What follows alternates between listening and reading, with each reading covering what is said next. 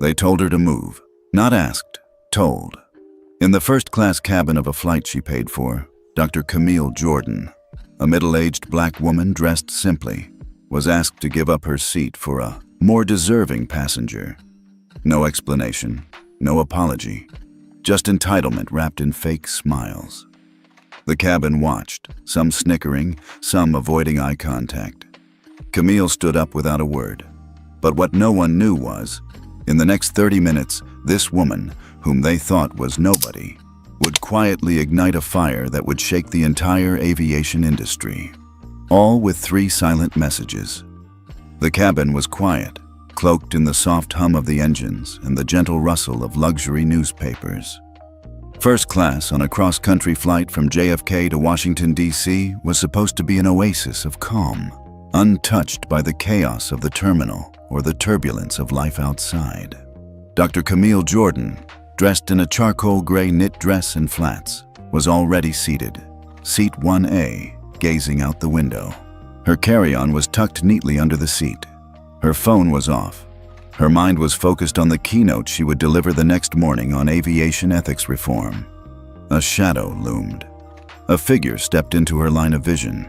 "Excuse me, ma'am," said a voice with tight politeness and clipped professionalism. "I'm afraid we'll need to relocate you to another seat."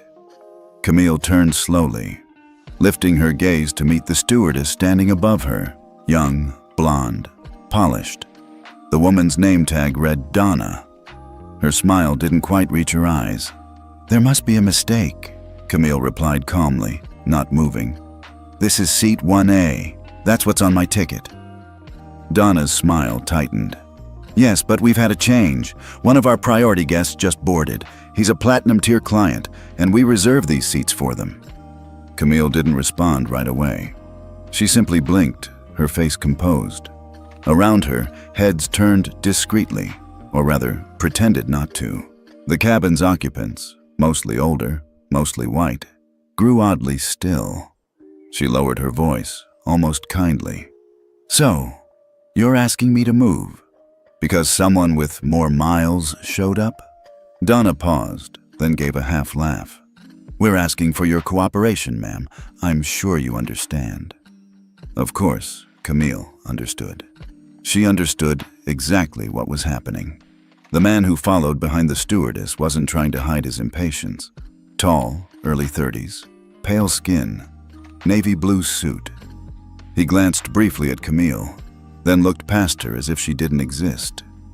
No nod, no acknowledgement, just the assumption of access. Power. "Excuse me," Donna urged again. "If you'll just grab your things, we've arranged a comfortable seat in the back row of first. Still premium class, of course." Still premium. Still dignified. Just not here. Camille inhaled through her nose, then exhaled. She didn't argue, didn't stand to make a scene. She unbuckled her belt slowly, reached beneath her seat, and retrieved her bag. The man behind Donna looked vaguely irritated at the delay. She stood, stepped aside, and watched as he slipped into seat 1A like he'd owned it since birth. Donna beamed at him. "Enjoy your flight, Mr. Winslow." Camille walked in silence down the aisle, not looking left or right. She passed rows of eyes that tried not to meet hers, but someone was watching. A teenage boy, maybe 17, seated in 3C, held his phone low. His thumb tapped the record button without thinking. She took her new seat at the end of first, just before economy began. Not a bad seat, but not seat 1A, and not what she had paid for. She sat upright, legs crossed, posture perfect. Her fingers laced in her lap, eyes closed. Breathe in, breathe out. The boy in 3C posted the short clip to his private social media, captioned it, "They really just kicked a black woman out of 1A for that dude?" His post had barely 400 followers, but the algorithm had other plans. Back in 1A, Mr. Winslow was sipping his complimentary champagne. Donna offered him a hot towel with the kind of warmth she hadn't shown Camille. The entire exchange was over in less than 3 minutes. Except it wasn't over at all. Camille didn't speak to anyone, didn't call the attendant, didn't fume or sigh or whisper to herself in frustration. She simply sat there, breathing, her eyes half-lidded as if this were all just a meditation exercise. But inside, something was very much awake. She thought about the hundreds of first-class flights she had taken in her life, most without incident, some with minor slights. A few, like this one, with major ones. She always remembered. She remembered every microaggression, every smile that wasn't real, every time someone assumed she didn't belong where she was. Her phone vibrated, quiet, insistent. She ignored it. 3 rows ahead, the teenage boy's phone buzzed too. A friend had seen the clip. Then 2, then 20, then 300. By the time the flight attendants were going over safety procedures, the post had crossed into the hands of someone with a platform.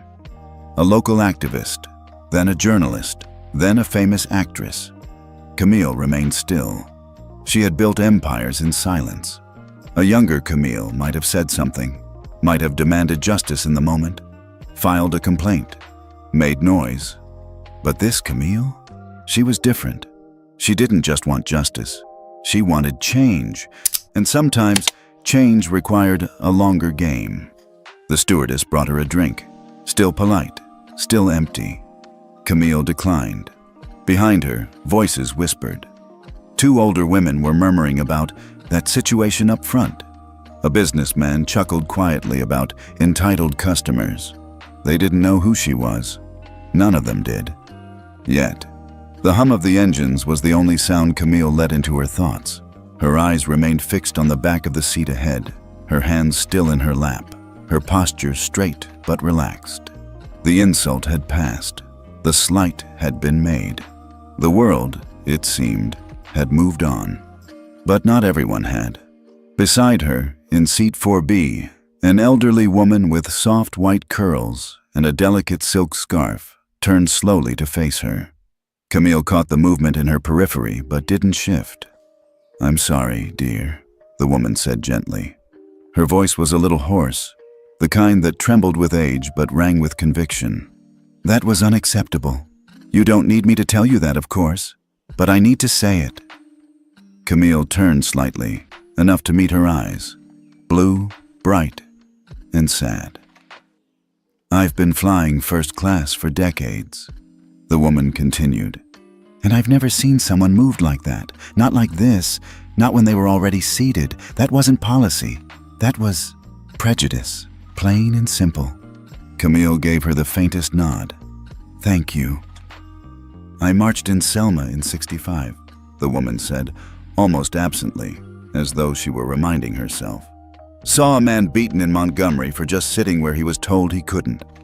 I never thought I'd see this again. Not up here, not in 2025. Camille blinked. Something sharp and unspoken passed between them. The woman leaned in, voice lower. "My name's Ruth, and I know you probably want to forget this flight ever happened. But someone has to remember. Someone has to bear witness." Before Camille could respond, Ruth slowly reached into her handbag and pulled out a small phone. She navigated to her camera app with shaky fingers, then paused. "Do you mind?" she asked. Camille hesitated, then shook her head. "Do what you need to do." Ruth smiled grimly and tapped play. She hadn't captured the beginning of the incident, but she had caught enough. The stewardess's condescension, the man's entitlement, the subtle dismissal, Camille's silence, her graceful exit. The phone trembled slightly in Ruth's hand, but the camera was steady enough.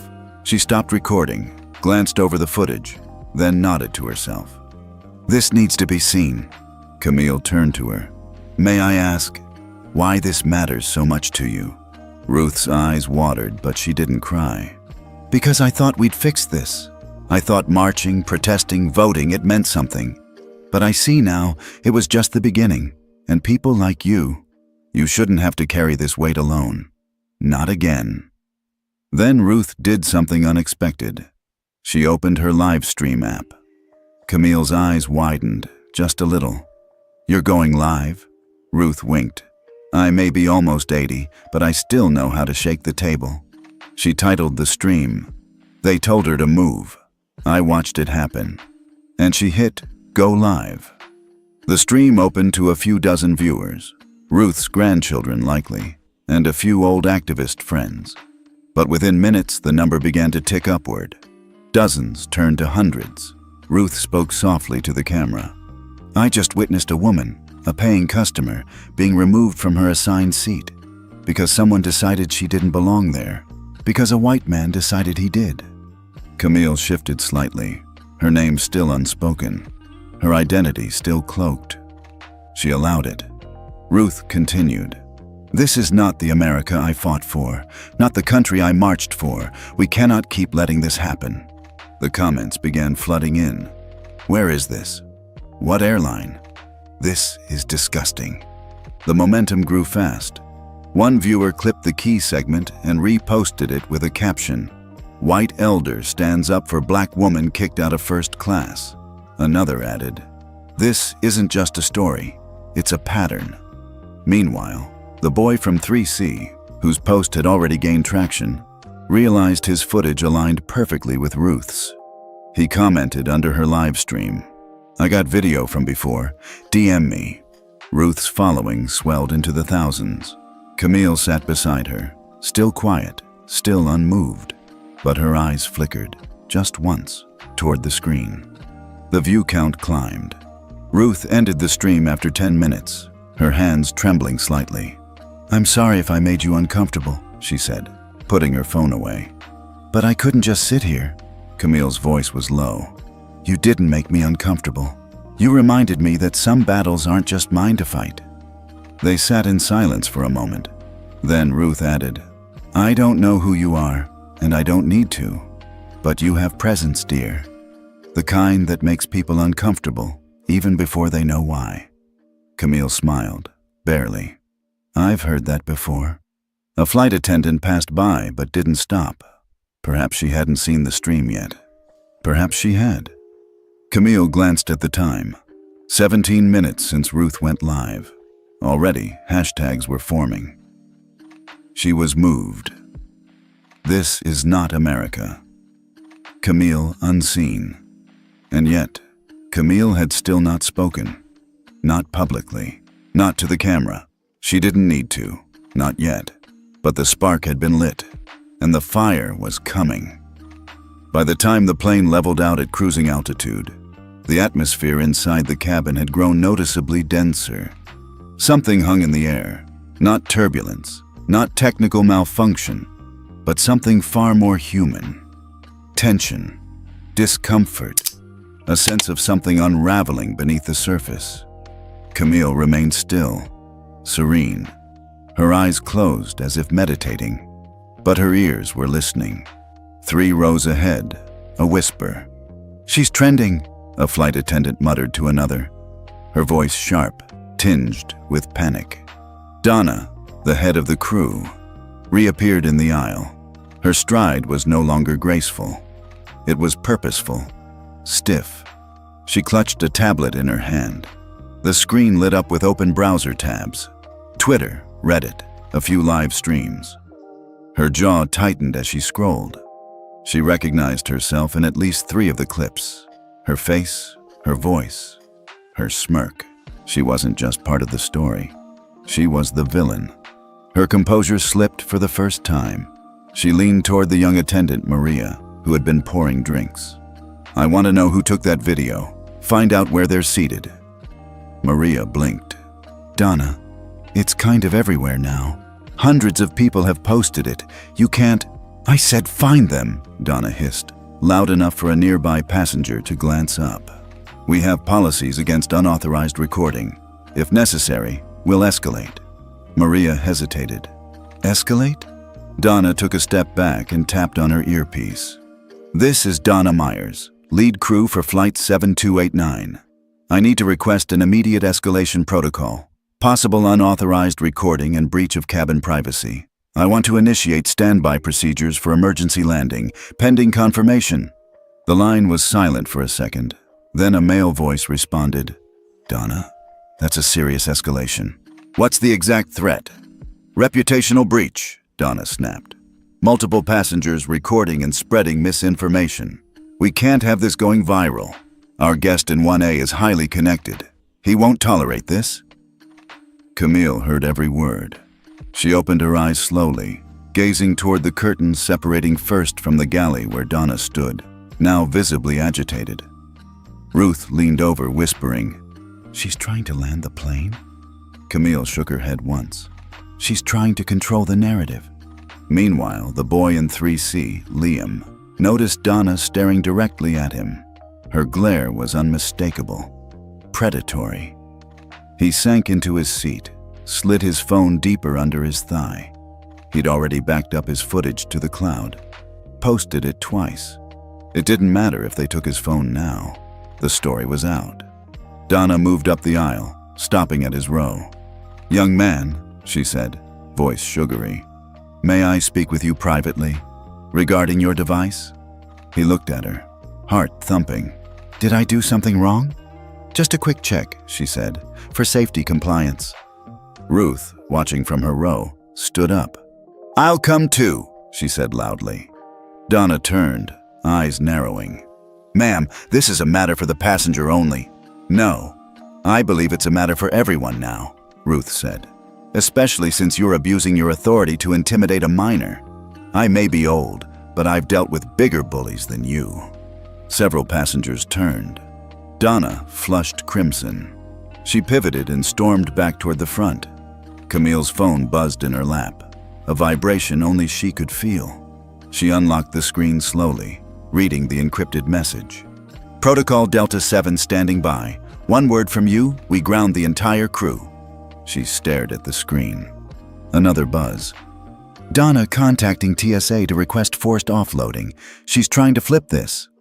Camille locked her phone again, set it gently on her thigh. Still, she didn't move. Not yet. Donna returned to the front galley, her headset crackling. "Yes, I've identified the main instigators. One elderly passenger, one underage, both aggressive. I'm recommending offload procedures upon landing." The supervisor on the other end was silent for a long beat. "Donna, there's a trending hashtag. You're in it. This has already gone public. If we touch that kid or the older woman, it'll explode." Donna exhaled sharply. "So what do we do? Just sit here and let them destroy our brand?"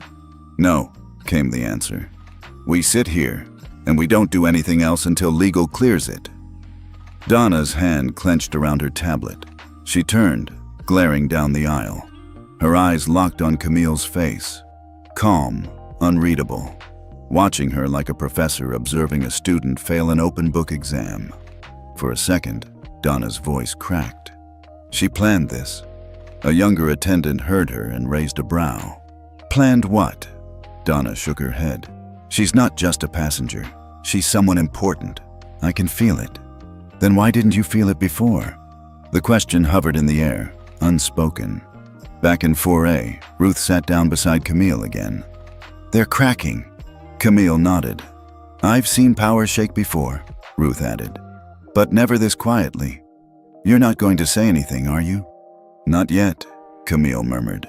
"Why not?" "Because right now, they're revealing everything." Seat 1A reclined slightly as Aubrey Winslow, the passenger who had displaced Camille, tapped absent-mindedly on his tablet. His navy blazer remained wrinkle-free, his posture relaxed, as if he hadn't noticed the chaos rippling through the cabin behind him. If he had, he didn't show it. Aubrey was no stranger to first class, or headlines. Son of industrial magnate Prescott Winslow, whose empire quietly held controlling stakes in rail, shipping, and aerospace infrastructure, Aubrey was the heir to a fortune built over generations. He didn't just fly, he purchased the runways others flew from. And today, he was testing his newest acquisition target, Horizon Skies. The airline Camille had quietly rebuilt from a failing regional line into one of the most respected international carriers in less than 5 years. Except he didn't know the woman he'd displaced from 1A was the same woman who had built that empire. Or so he thought. Behind him, Camille leaned forward slightly, tapping a single message into a secure app. Status update. Subject 1A, Il Aubrey Winslow confirmed. Operation Fidelity trap sprung. She hit send and leaned back again, Next to her, Ruth raised an eyebrow. That's a strange expression for someone being publicly humiliated. Camille's lips twitched. Sometimes the best way to catch a fish is to let it believe it's the hunter. Ruth narrowed her eyes. That man in 1A, you knew he'd be here? Yes. And the seat? The demotion? Planned. Ruth blinked. So, all of this? Camille gave her a knowing look. 3 weeks earlier, Camille had sat across from Horizon Sky's board of directors. All men. All older. All afraid. They'd received a proposal from Winslow Holdings, an aggressive buy-in offer for 40% stake. On paper, it was attractive. Capital injection, access to international terminals, and a supposed merger plan that would unify the future of American aviation. But Camille saw through it. She always did. She knew the Winslows. Prescott had lobbied against equity regulations Camille had pushed through 2 years prior. He believed inclusivity diluted efficiency. Aubrey, molded in the same image, had taken to social media cryptically mocking Horizon's progressive policies. And now he wanted in? No. Worse, he wanted her out. Camille had responded to the proposal with one sentence. Let me fly with him. Donna didn't know that her directive to displace Camille from 1A had come directly from Aubrey's team. She thought she was currying favor with a VIP. She didn't know she was being used as part of a test, a pressure gauge to see how Camille would respond when pushed publicly. Would she make a scene? Would she assert herself? Or would she retreat? If she'd done any of those things, it would have been used against her. Too emotional to lead. Too passive to protect shareholder value. A woman, a black woman, losing her composure or losing face, either outcome served the Winslows. But Camille had chosen a third option. She'd let them bury themselves. Back in 1A, Aubrey received a secure message from his associate. She hasn't moved. No statement, no escalation. Board watching. He smirked. Exactly what they wanted. Or so he believed. Another message followed. Old woman livestream went viral. We're trending. His jaw twitched. Not part of the plan. In 4A, Ruth shook her head. So this was all theater? Camille looked at her. It was opportunity. They gave me the stage. I just chose the lighting. And now what? Camille's phone vibrated. A private message from her general counsel. Legal confirms Winslow Group planted the seat reassignment directive. We have them on internal record, time-stamped. She replied with one word. Hold. Then turned to Ruth. Now, Camille said, we let the audience see who's pulling the strings. In the galley, Donna was in full crisis mode. She'd been informed that her emergency landing request had been denied, that senior legal teams were now monitoring the flight live, that her own conduct was under scrutiny. Worse, her interactions with Aubrey Winslow had raised flags. She marched toward 1A. Mr. Winslow, she said, low and urgent. We're losing control of the narrative. That woman, she might be someone important. There's chatter. Aubrey barely looked up. Let them chatter. She hasn't moved, hasn't posted. As far as anyone knows, she's just another upset customer. PR can spin that. She's not another customer, Donna hissed. There's a vibe. The crew's uneasy. He rolled his eyes. Do your job. She opened her mouth to argue, but hesitated. Something in the air had changed. Camille hadn't just gone quiet. She'd gone strategic. A notification pinged on Donna's device. It was a message from an internal Horizon Skies network. Emergency compliance alert. Subject CJ Jordan verified on board. All crew conduct to be reviewed. Legal monitoring in effect. Her heart stopped. CJ Jordan. Camille Jordan. Founder. CEO. The woman whose photo had hung in the executive hallway for 5 years. The woman she'd dismissed as just another entitled passenger. Donna staggered backward. Aubrey looked up now. He saw her face. What is it? She showed him the message. For the first time, he looked shaken. She knew, he whispered. Yes, Donna said hoarsely. She let it happen. Aubrey stood quickly, facing the cabin. Far back in 4A, Camille met his eyes and didn't blink. The trap had closed. The lights dimmed slightly in the cabin, signaling the start of in-flight service. But something else dimmed too, the illusion of control that Donna and Aubrey had clung to for the past hour. The dynamic of the flight was shifting quietly, without announcements or confrontation. Camille sat motionless, eyes focused on the back of the seat in front of her. In her hand, her phone, silent, discreet, encoded. She tapped once, entered a 6-digit code, and opened a black and white interface few people on Earth even knew existed. Delta 7. A system designed not for revenge, not even for punishment, but for restructuring power silently and instantly.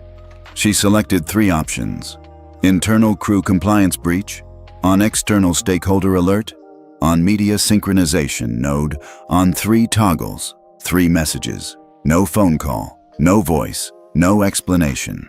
Then she hit activate. The screen blinked. Delta 7 protocol activated, ETA, 11 minutes. She locked the screen and placed the phone back into the side pocket of her seat. To the average observer, she looked like a tired passenger trying to nap. To the system she had built, she had just pulled a lever. At JFK International Airport, inside the Horizon Skies Operations Center, a subtle chime rang through a private channel. A technician named Lena glanced at her terminal. Delta 7, she muttered. That can't be right. She typed in the override code, verified again. The screen turned red. Emergency Oversight Command, Origin, CJ. Lena stood up. Hey, someone get legal, get logistics. Camille Jordan just pulled Delta 7 on flight 7289. Across the floor, managers dropped what they were doing. A red line began moving across internal systems. Cabin crew profiles flagged for compliance audit, communications auto-archived, ground response teams pre-deployed. And in a secure server room 3 floors underground, a node began pushing time-stamped footage and data logs to legal teams, board members, and 2 major media outlets under sealed embargo. Back in the sky, the atmosphere hadn't changed yet, but Camille could feel it tightening like a noose. She could almost hear the gears turning. Aubrey was pacing in front of his seat now, muttering into a headset. Why hasn't she said anything? She's not even filming. Why isn't she defending herself? Donna had retreated to the galley, phone in hand, calling someone with urgency. We're not ready for this. We didn't vet her. Nobody told us she was on this flight. The silence around Camille was her sanctuary and her sword. She didn't need to speak. She'd already written the next 10 steps. A new alert appeared on her phone screen. Public exposure phase engaged. Hashtag #CamilleKnows now trending. She scrolled. Ruth's video had crossed 1.2 million views. Liam's clip, clipped and stitched with Ruth's, was now on TikTok, shared by influencers, civil rights pages, even a few celebrity activists. And not once had Camille posted a single thing. She glanced at Ruth. The older woman had fallen into a thoughtful silence, watching the aisle. Ruth leaned in. Whatever you just did, I can feel it. Camille smiled faintly. It's already happening. 10 rows back, a businessman checked his phone, nudged his neighbor. Isn't that the CEO they pushed out of her seat? Wait, what? The other said. You mean she owns the airline? No, she built it, from scratch. Turned it into one of the best rated in the country. But why didn't she say anything? Because she doesn't need to. Camille's second message had reached its destination. In a brightly lit boardroom in D.C., 3 board members received simultaneous pings on their private comms. All 3 paused mid-meeting. Delta 7 initiated by Camille, one whispered. She's live? Yeah, and trending. One of them stood. If she's using Delta 7, that means this flight's crew just lost protection, and Winslow's interference. That's breach of ethics at the highest level. A call was placed to FAA oversight. Quiet, precise. Donna's headset beeped. A supervisor from HQ finally responded to her previous distress call. Donna, listen carefully. Do not approach the passenger in 4A. Do not speak to her. Do not interact with her. What? Donna snapped. Why? She's executing Delta 7. You've already been flagged. Legal is watching this flight in real time." Donna's face drained of color. "She was testing us," she said softly. "No," the voice on the line replied. "You were testing her, and you failed." Meanwhile, Aubrey's phone buzzed again. A message from his father. "Aubrey, pull out now. She played you. The board's turning." He looked up, eyes wide. "She's not just trying to embarrass us," he muttered to himself. "She's taking the company back." And she was, without raising her voice, without making a scene, without moving from her seat. Inside the cockpit, the captain received a private system alert. "Crew compliance audit in progress. Maintain route. Do not interact with subject in 4A. Await further instruction." The first officer looked confused. "Captain, what's going on?" The captain gave a tight smile. "Nothing we can interfere with. Just sit tight and follow orders." 11 minutes after Camille tapped "Activate," the effect was complete. The crew's behavior was flagged and frozen. Security logs were exported. News outlets were quietly briefed. Board members were watching. Hashtags were trending. And Camille? She sipped her water. Calm, unbothered, powerful. Not with a scream, but with silence. As the plane sliced through clouds somewhere above Virginia, the real turbulence was brewing not in the sky, but in inboxes, servers, and encrypted chat rooms scattered across the eastern seaboard. Camille's second phase of Delta 7 had activated without a whisper. No voice raised. No press release. No press conference. Only a curated sequence of silent dominoes, tipped in perfect timing. At precisely 2:41 p.m., an automated dossier was delivered to 4 recipients: the U.S. Department of Justice Civil Rights Division, the FAA Office of Ethics and Accountability, and 2 highly vetted investigative journalists, one at The Atlantic, the other at Reuters. Inside the file, a collection of audio logs, internal crew reports, staff reviews, and, most damning of all, email chains dating back 3 years flagged with a single subject line. Too many of them, in first class? One message came from Donna's personal work address. The thread discussed demographic balance in premium cabins. She'd joked, "It's not the NAACP up here, after all." In another thread, Aubrey Winslow had replied to a team member's concern about a diversity ad campaign. He wrote, "Our brand is luxury, not affirmative action." The receipts weren't just ugly, they were radioactive. At Horizon Sky's headquarters, a war room formed in real time. Monitors flared with news headlines, hashtags, legal memos, and internal HR files. In the legal office, the general counsel stared at the screen. "She didn't just activate Delta 7 to fix a flight crew issue," he murmured. "She used it to push a systemic audit." One of his staff asked, "Why send the info outside? Why DOJ and media?" Because she knew if she only kept it internal, they'd bury it, like they always do. This way, it's public before anyone can spin it. And it was. On social media, the tone had shifted, from outrage to revelation. "Y'all, this goes deeper. Look at these leaked emails. This isn't about a seat anymore." She let them hang themselves, and then dropped the truth. Trending tags collided into each other. Camille knows, #luxury for whom? Donna the divider. Winslow exposed. By 2:53 p.m., Camille's name was top 3 trending across Twitter, TikTok, and YouTube. Yet on the plane, she hadn't spoken a single word. Aubrey's phone vibrated non-stop. He tried to silence it, but one particular message froze his hand mid-swipe. From a private investor, "Pull out, now. Our board just voted to freeze all Winslow acquisition discussions. Your comments surfaced. It's over." Aubrey stood up, wide-eyed. "We need to talk to her. We need to fix this." Donna looked at him like he'd lost his mind. "Talk to her. We kicked her out of her seat, insulted her, then tried to cover it. What makes you think she wants to talk? She doesn't have to want it. She needs it. We're both going down unless..." His voice died in his throat. Camille had stood up, For the first time since the incident began, she walked forward, slowly, deliberately, toward the front cabin. Every eye turned. Phones were raised. A hush fell. Ruth sat back, watching her go, smiling softly. Camille reached 1A and stopped beside Aubrey. He opened his mouth. She raised a finger. He froze.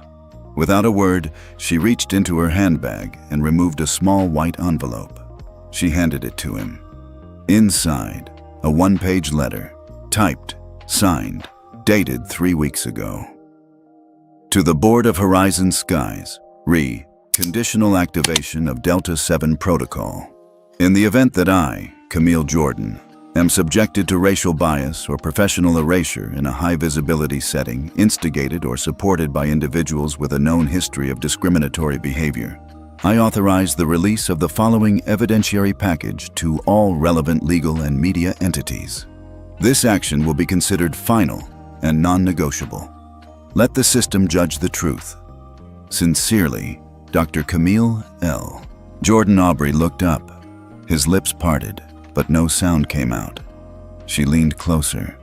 "I knew you were coming," she said quietly, her voice barely above a whisper. "And I knew exactly what kind of man you are." He swallowed. "I gave you a rope," she continued, "and you tied the noose yourself." She walked away, back to her seat. Donna stood frozen in the galley, now pale. The captain's voice came over the speaker. "Ladies and gentlemen, we've been instructed by corporate to proceed with standard landing protocol. Please remain seated. Additional crew will be joining us upon arrival." Additional crew. Translation: you're all under review. In a brightly lit office in D.C., DOJ analysts scanned through Camille's dossier. A young lawyer whispered, "This isn't just a one-time violation. This is a culture." The senior official leaned back in his chair. "She didn't go to the press first. She came to us. That's rare and strategic." "What do we do?" He tapped his desk. "We go in." By 3:00 p.m., both Donna and Aubrey's names had entered the national conversation.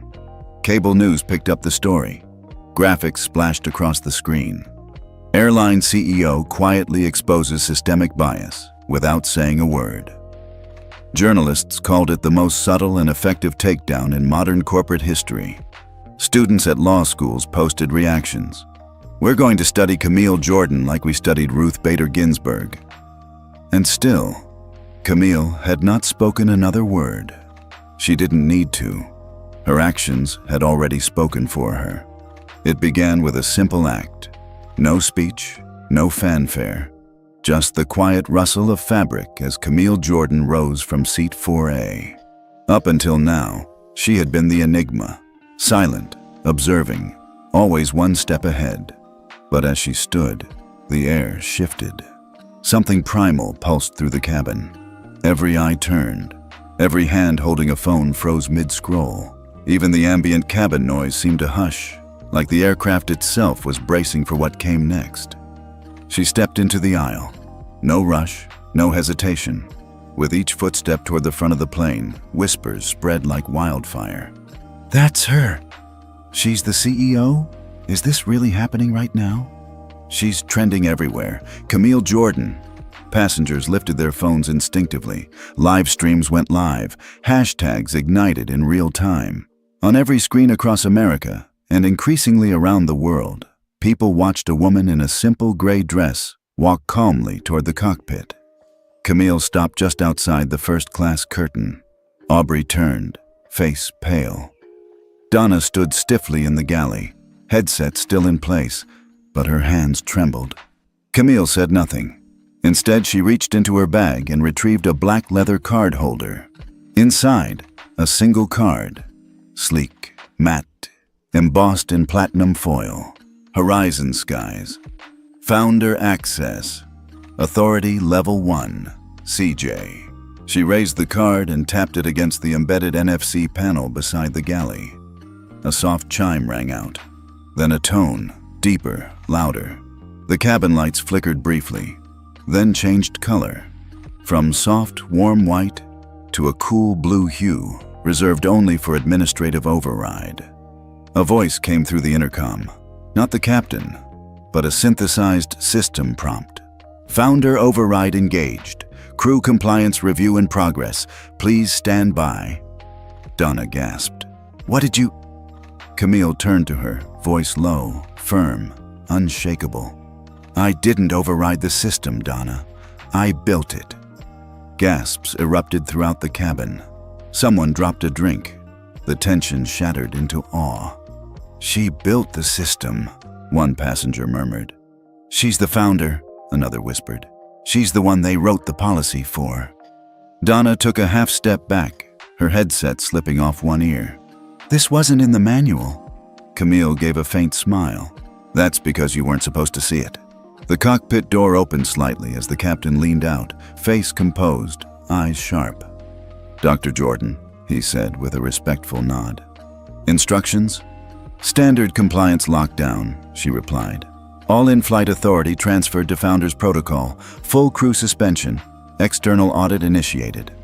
He nodded. Understood. She turned back to the passengers, now frozen, staring. Ladies and gentlemen, she said calmly, her voice carrying not by volume but by presence. I apologize for the disturbance. You've witnessed a moment in history, uncomfortable but necessary. The crew has been relieved of duty. We will land as scheduled, safely, and without delay. The cabin erupted, not in panic, but in applause. Loud, spontaneous, filled with emotion. Some clapped. Others shouted her name. A few cried. Phones were everywhere.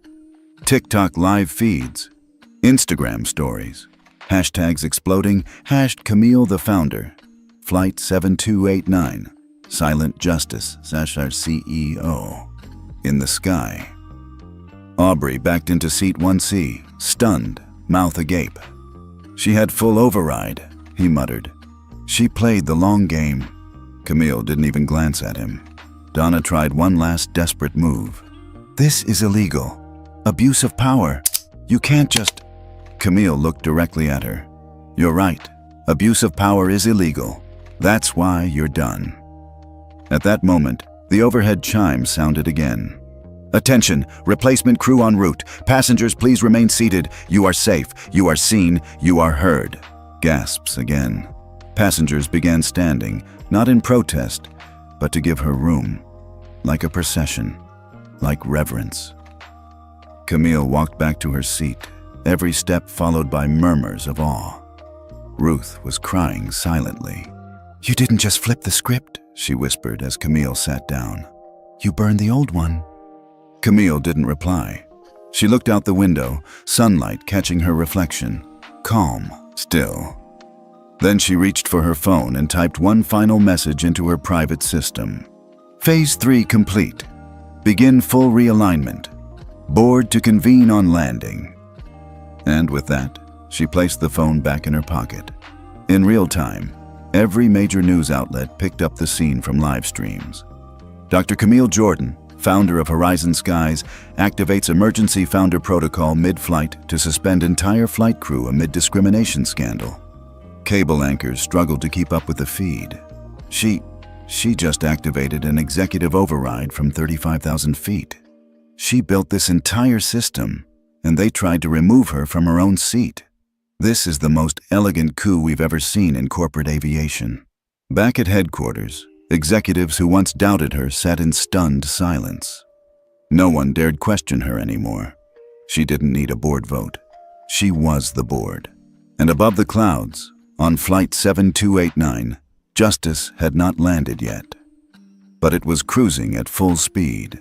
The shockwave hit the ground before the plane did, while Camille sat quietly in seat 4A, letting the altitude cradle her back into silence. The Winslow family launched their counterattack with the efficiency and ruthlessness of an empire used to controlling the story. At exactly 3:17 p.m., less than 30 minutes after Camille activated Founder Protocol, Winslow Holdings issued a public statement on their corporate X, formerly Twitter, account. Today's unfortunate incident aboard Flight 7289 was the result of a private executive disagreement that has been mischaracterized by incomplete social media narratives. We caution against sensationalism and call for calm. At first glance, it was vague, but 5 minutes later, the second message dropped. More direct, more pointed. While Horizon Sky's founder is entitled to her beliefs, we are concerned by her use of emergency override powers to conduct a public political stunt. Business should not be used as a stage for radical activism. And there it was, the pivot. The Winslows were painting Camille not as a woman who exposed systemic discrimination, but as a radical, a disruptor, a liability. They weren't challenging the facts. They were reframing the narrative. By 3:35 p.m., business-focused media outlets picked up the shift. Camille Jordan overreaches, founder faces backlash over mid-flight power move. Is founder override ethical? Critics weigh in. Too much power in one seat? The headlines weren't lies. They were questions, but the tone was unmistakable. In her penthouse in Manhattan, Prescott Winslow, the patriarch, watched 4 monitors simultaneously. Market tickers, social feeds, email threads, and a legal draft scrolling rapidly. He didn't slam his fists. He didn't shout.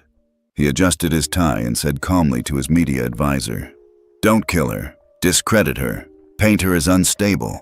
Make the shareholders nervous." "Yes, sir." "And start floating names. Replacement CEO potentials. Whisper about board unrest. Make her silence seem suspicious." "Understood." On board Flight 7289, Camille read every headline as they came in. Her phone buzzed like a heartbeat. She didn't react. Not to the rebranding of her character. Not to the interviews with so-called anonymous board insiders. Not even to the trending tag, #Camille the Radical. Ruth leaned closer. "They're turning the tide. They're trying to flip it." Camille's gaze remained steady. "Expected." "Doesn't it bother you?" Camille replied without pause. "It doesn't change what happened. Just how they hope people remember it. But still, they're afraid," Camille said. "Afraid that a quiet black woman just proved you can dismantle power without screaming. That terrifies them." Ruth exhaled slowly. "I'm not sure people will see that." "Some won't," Camille admitted. "Others already have.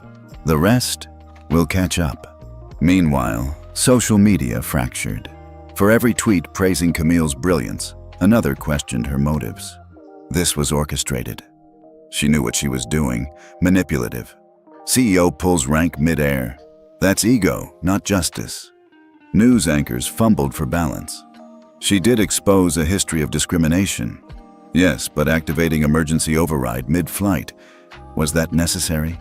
She's become a symbol, but symbols divide people. Camille's silence fueled it all. Every minute she said nothing, speculation grew louder. Some begged her to speak. "Please, Camille, clarify. We're behind you, but people are twisting this. Use your voice before they erase you." "Where are you?" But she remained still. Still in seat 4A.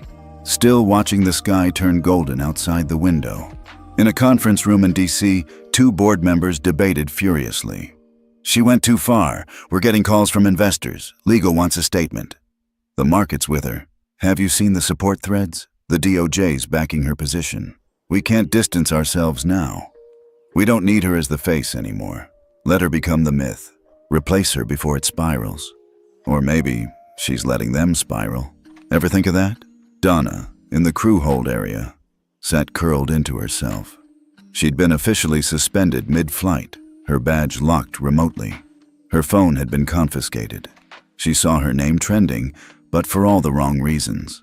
Screenshots of her emails, clips of her voice, voiceovers adding captions like, "This is what entitlement sounds like."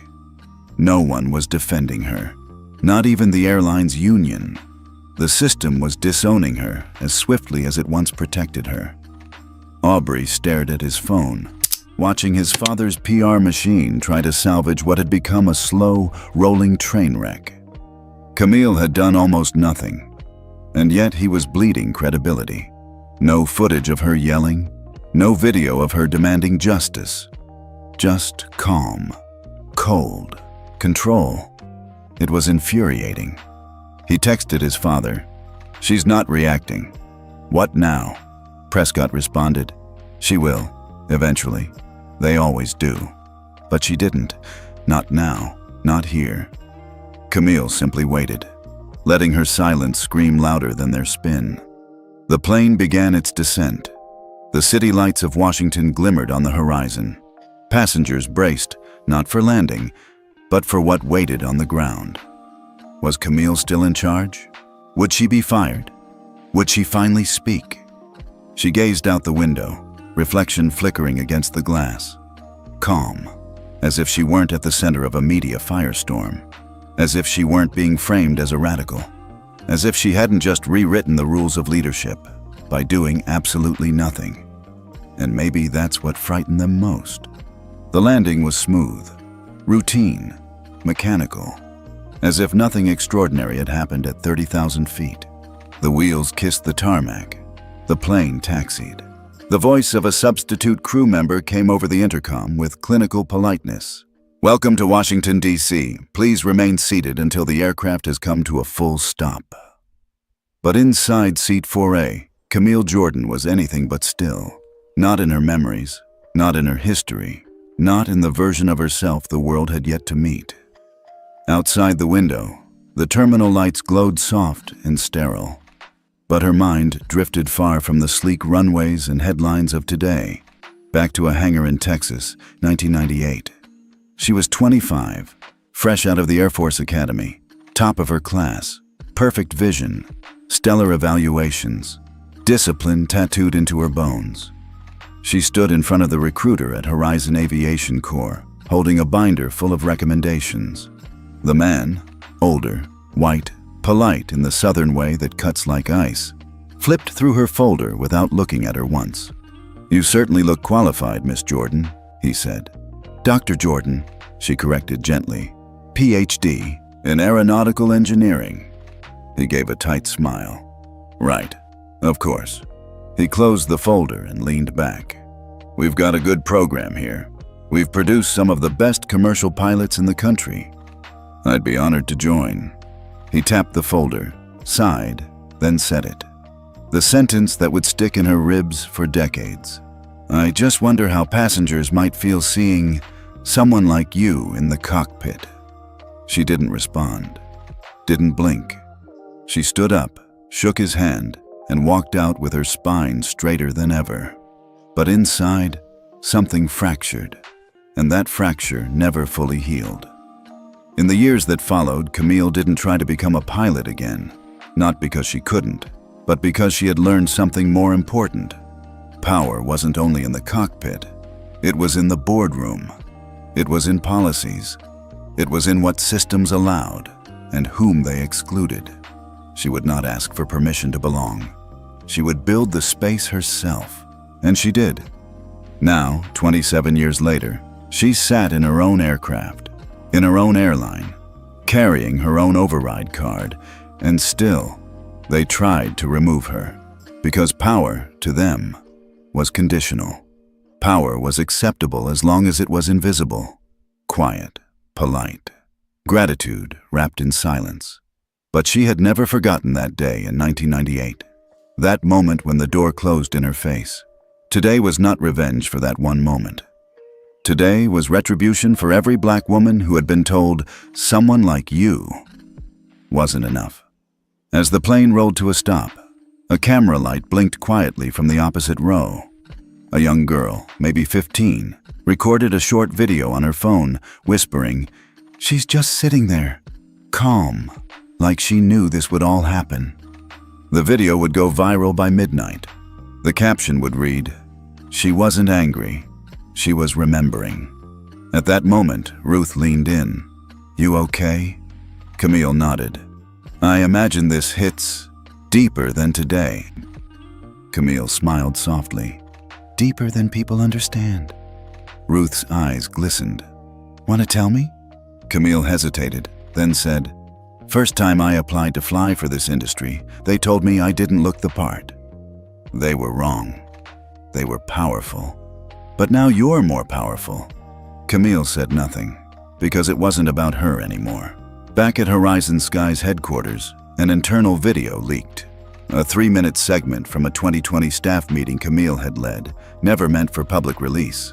In it, she says, "One day, someone who looks like me is going to sit in first class and not be questioned, not be removed, not be reduced, not because we trained the crew better, but because we changed what first class means."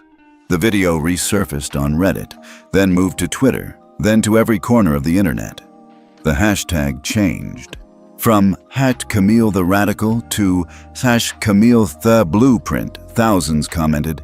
She didn't react because she already lived this before. This wasn't just for her. This was for all of us. I see my mom in her, my sister, myself. On TV, an anchor choked up live on air. She sat through humiliation with grace, not silence, grace. And she turned it into structure, policy, movement. That's not radical, that's historic. And yet Camille still said nothing. No interview, no press statement, just presence, unshakable, unapologetic. In the terminal, as she exited the plane, passengers stepped aside naturally. No one asked for selfies. No one tried to stop her. They just watched her walk, watched the story become legend. And when she passed the window, where a small girl in a wheelchair waited beside her mother, the child looked up and whispered, "Is that her?" The mother nodded. "Yes, baby, that's her." Camille paused, knelt beside the girl, squeezed her hand once, then stood, and kept walking. The press conference was scheduled for noon. No teasers, no leaks, just a short email to every major news outlet. Founder Camille Jordan will make a public address. Location, Horizon Sky's Global HQ. No questions. The anticipation was electric. No one knew if she'd speak at all. She hadn't uttered a word to the media since the flight. Not even when footage of her confronting Donna had aired on every major news outlet. Not when politicians weighed in. Not even when the FAA quietly opened an ethics review based on her submitted documentation. Yet today, she would speak. The auditorium wasn't grand. A sleek, glass-walled briefing room. No backdrop of flags or company logos. Just Camille standing alone at a podium. A single screen behind her. Her gray suit was sharp, modern. Minimalist jewelry. No makeup team. The room went silent as she stepped forward, hands resting lightly on the podium edge. The cameras clicked in rhythm, then stopped. She looked out over the room, and then, for the first time since Flight 7289, she spoke. "Good afternoon. My name is Dr. Camille Jordan. I am the founder of Horizon Skies." She let the words settle, not as a flex, but as a reminder. 5 days ago, I was asked to vacate my assigned seat on a flight operated by my own airline. It wasn't because the seat was double booked. It wasn't due to a security issue. It was because someone decided I didn't look like I belonged there. And for the last 5 days, I have remained silent. Not because I lacked words, but because the moment demanded more than reaction. It demanded recalibration. She tapped the screen behind her. It lit up with the words, Airline Equity Act, 2025. A collective intake of breath echoed in the room. Camille continued, voice steady. Today, I am introducing the Airline Equity Act, an industry-wide reform initiative with 2 immediate priorities. She held up a single finger. First, mandatory ethics and bias training for all airline personnel, executive to entry level. The FAA will oversee the redesign, and all certifications will expire if compliance is not met within 12 months. Gasps, then typing. Phones vibrated across the room. Second, she said, lifting another finger. Effective immediately, Horizon Skies will divest from any and all capital managed by Winslow Holdings.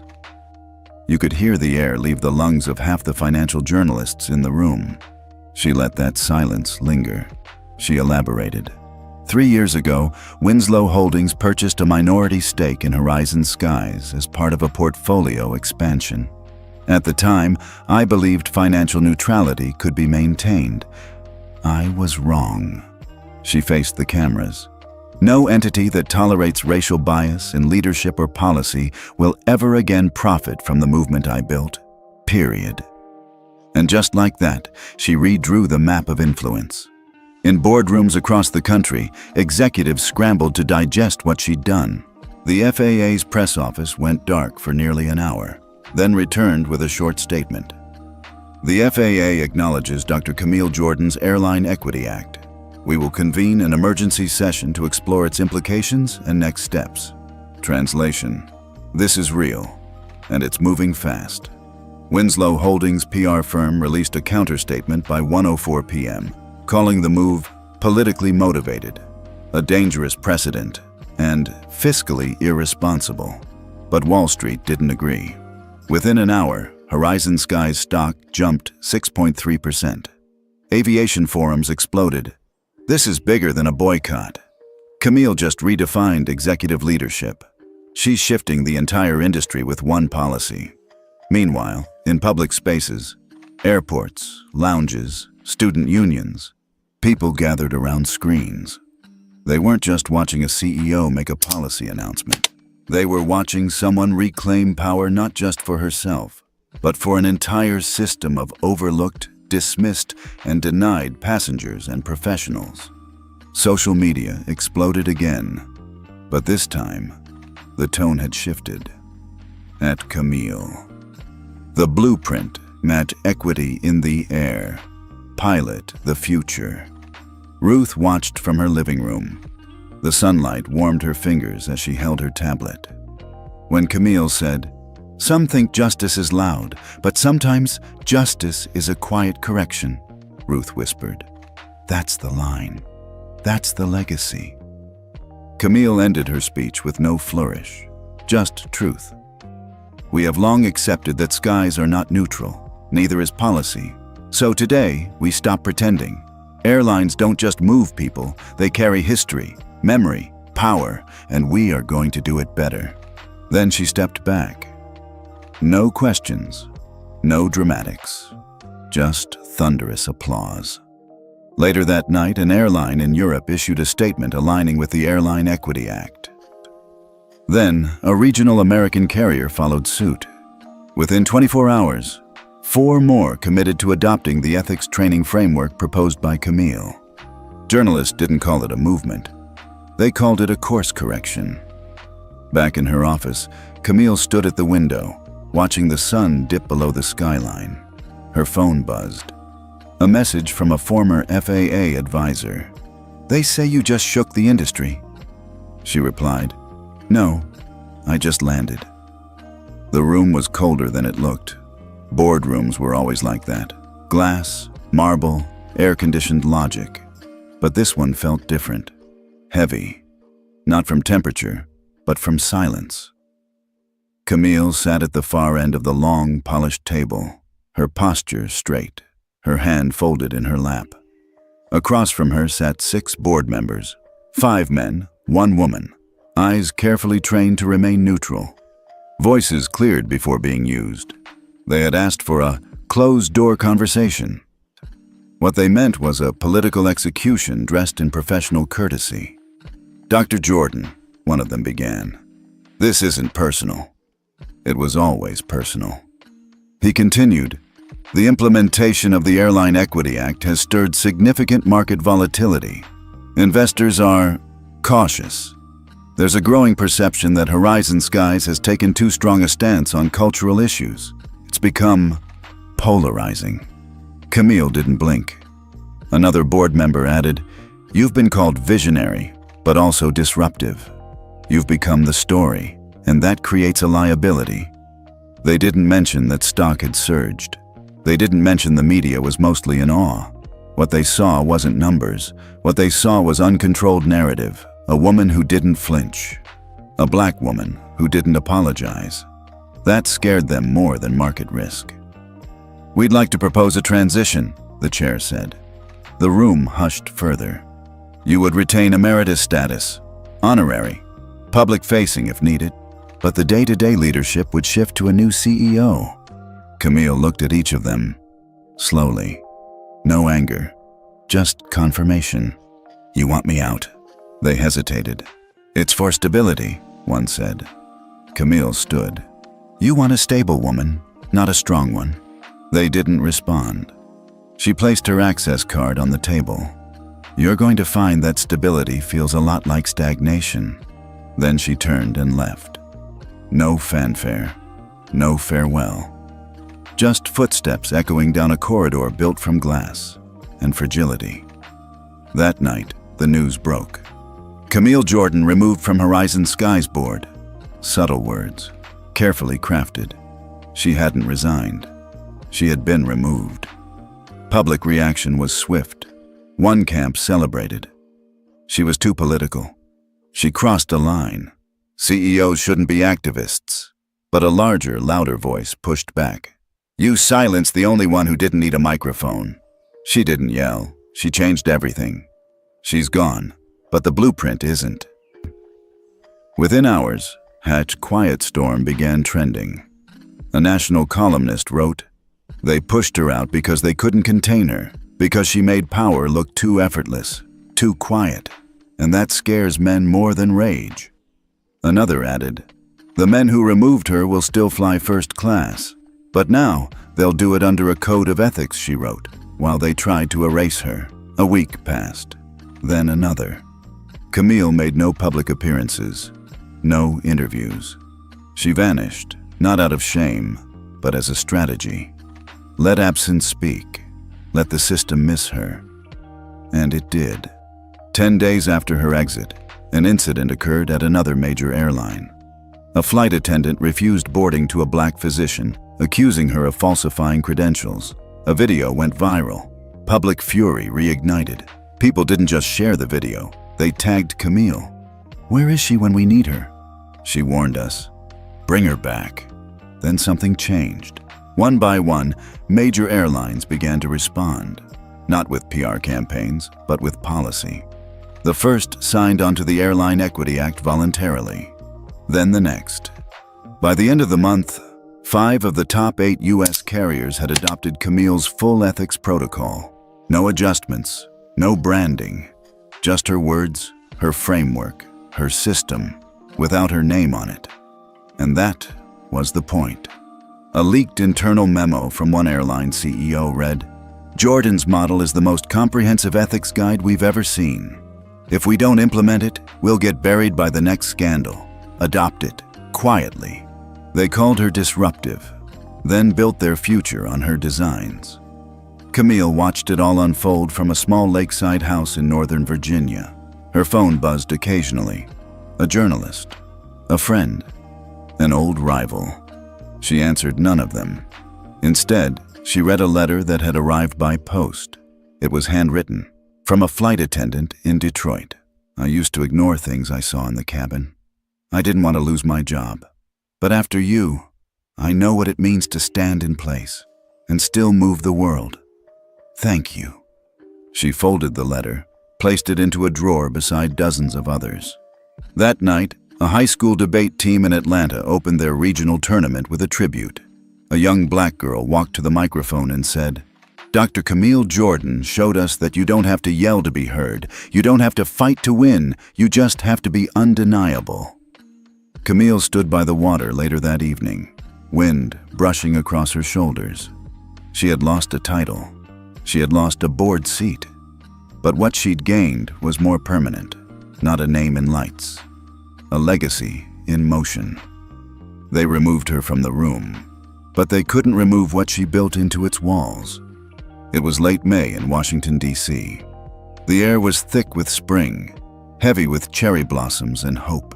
Inside the grand courtyard of the Georgetown University Law Center, folding chairs lined the lawn like soldiers in perfect rows. Faculty in regalia filled the stage. Proud parents angled phones and squinted through the morning light. It was commencement day. Rows of graduates in black gowns buzzed with barely contained energy. Their hoods fluttered. Their shoes scuffed the stone beneath them. Some grinned. Some wept. And all of them, every single one, had one name whispering like a current beneath the day's formalities. Camille Jordan. She wasn't listed on the program. She wasn't a keynote speaker. She hadn't even confirmed her attendance. And yet, everyone knew she might come. Because one of the graduating students, Raina Blake, the first black valedictorian in the school's recent history, had made a bold request months earlier. Can we invite Dr. Camille Jordan as our honorary guest? The faculty had said no. Camille had said nothing. The ceremony began. The speeches flowed. The sun climbed. Raina's turn came. She stepped up to the microphone with composure well beyond her years. Her voice rang clear and unwavering. "When I arrived here 3 years ago," she began, "I was told to know my place. Today, I do. My place is here, at the top of my class." Laughter and applause followed. Then she shifted. "There's a woman who isn't listed on your program. She isn't giving a speech today.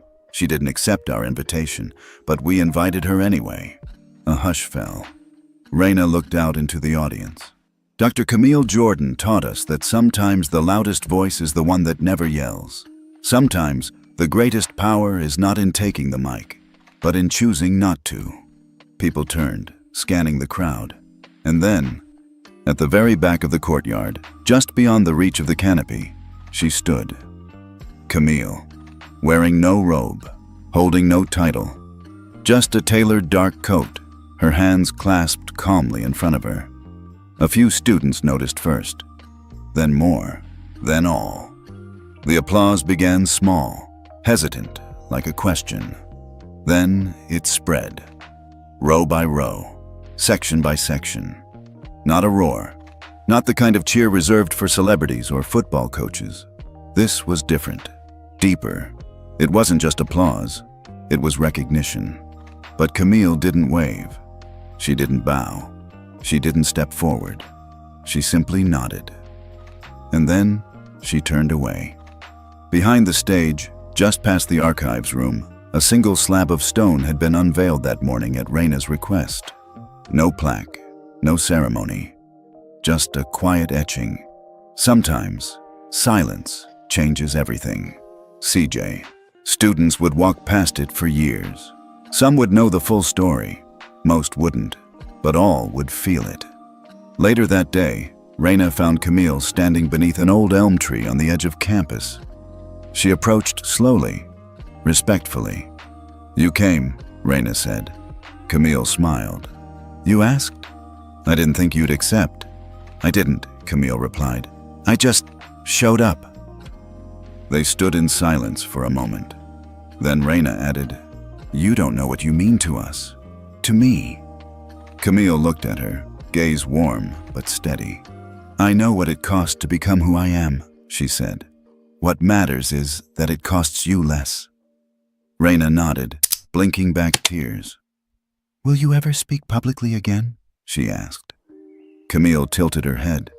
"Maybe, maybe not. Speaking was never the point." "Then what was?" Camille turned toward the courtyard. "The point," she said, "was to leave something behind that doesn't need me to explain it." In the days that followed, the photo of Camille standing silently at the back of the ceremony went viral. No caption, no microphone, just her presence. The internet dubbed her the woman who didn't clap for herself because she wasn't done yet. Months later, when law students cited precedent for racial equity in the aviation industry, they referred to the Airline Equity Act, not by number, but as Camille's Doctrine. When leadership forums quoted her, they didn't quote from a speech. They quoted the stone. Sometimes, silence changes everything. It became a mantra, painted on murals, printed on sweatshirts, tattooed on forearms. And yet, Camille never returned to the spotlight. She declined interviews, refused honorary awards, turned down memoir offers, not out of bitterness, out of belief. That legacy is not what you say when you're gone. It's what keeps moving in your absence. At her lake house, Camille sat on the porch one evening, watching the sun dip low across the water. A child's laughter echoed from a distant dock. Wind rustled the trees. Somewhere, A plane traced a silent arc across the sky. She didn't need to board it, didn't need to own it. It flew differently now, because of her.